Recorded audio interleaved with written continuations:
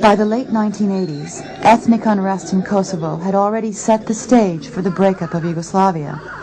For Serbs who first inhabited the area in the 7th century AD, Kosovo was the cradle of their civilization, their Jerusalem, and home to their most revered monasteries. A bit of history, unfortunately, is required here. The Albanians pushed Serbs out in the 19th century.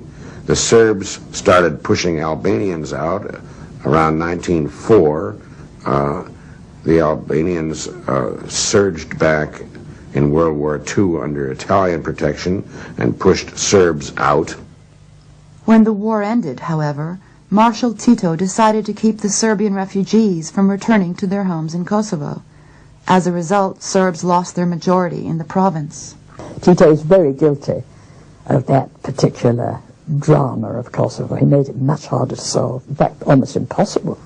To keep a restive Albanian population within the Yugoslav Federation, Tito's 1974 constitution gave Kosovo autonomy as a province of Serbia. However, the autonomy was badly abused by Tito's Albanian communist cadres, who permitted a campaign of violence to drive out the remaining Serbian population.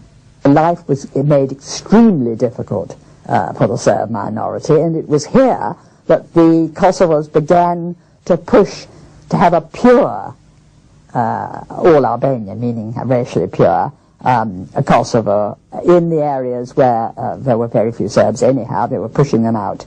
And the Serbs used the word that it was ethnic cleansing, and that's what it was.